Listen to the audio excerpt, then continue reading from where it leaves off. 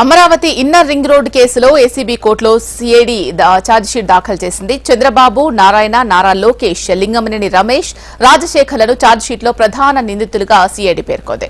Inner ring road కేసులో అనుచితంగా లబ్ధి పొందాలని చూశారని ఛార్జిషీట్లో సిఐడి తెలిపింది.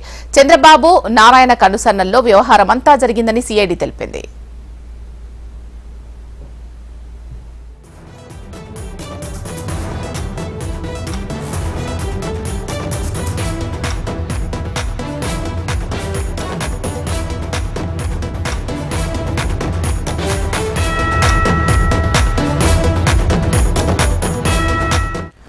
అమరావతి ఇన్నర్ రింగ్ రోడ్ కేసులో ఏసీబీ కోర్టులో సిఐడి ఛార్జ్షీట్ దాఖలు చేసింది. దీనికి సంబంధించి మరిన్ని అప్డేట్స్ మా ప్రతినిధి కాంతి అందిస్తారు. కాంతి, చెప్పండి, సిఐడి ఛార్జ్షీట్ లో ఏమేమి అంశాలు పొందుపరిచింది?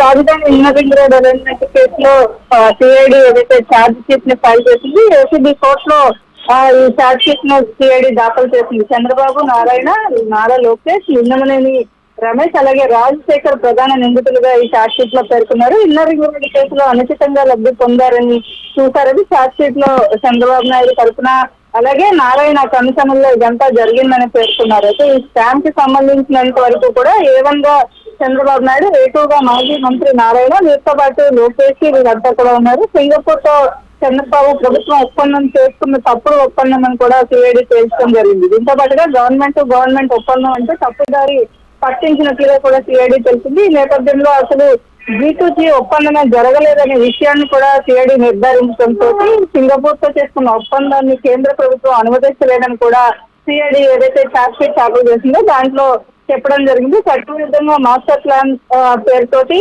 ఏదైతే డబ్బులు చెల్లింపులు జరిగినట్లు కూడా నిర్ధారణ చేయడంతో నిందితులకు మేలు చేసేలాగా ఇన్నర్ రింగ్ రోడ్ తో పాటుగా సివిల్ క్యాపిటల్ మాస్టర్ ప్లాన్ కూడా సిఐడి రూపొందించినట్లుగా పేర్కోవడం జరిగింది. ఈ నేపథ్యంలో ఇన్నర్ రింగ్ రోడ్ లోని లింగమనేని భూములు, హెరిటేజ్ భూములు, నారాయణ భూములకు అనుగుణంగా మార్చినట్టుగా కూడా సిఐడి ఛార్జ్షీట్ లో వెల్లడించింది. మొత్తంగా 58 ఎకరాల భూములను బంధువుల పేరుతో మాజీ మంత్రి నారాయణ కొన్నారని, అలాగే లింగమనేని 340 ఎకరాల ల్యాండ్ బ్యాంక్ కు మేలు చేసేలాగా అలైన్మెంట్ మార్పులు అయితే జరిగాయని చెప్పి ఈ సిఐడి ఇచ్చినటువంటి ఏదైతే దీంట్లో పేర్కోవడం జరిగింది. అయితే లింగంనేని ల్యాండ్ బ్యాంక్ పక్కనే హెరిటేజ్ 14 ఎకరాల భూమిని కొన్నట్లుగా కూడా ఈ అలైన్మెంట్ మార్చినట్టుగా కూడా సిఐడి నిర్ధారించింది. ఈ నేపథ్యంలో దీనికి సంబంధించినంత వరకు కూడా ఛార్జ్షీట్ ని ఈ రోజు ఏదైతే కోర్టులో ఏసీబీ కోర్టులో దాఖలు చేయడం జరిగింది.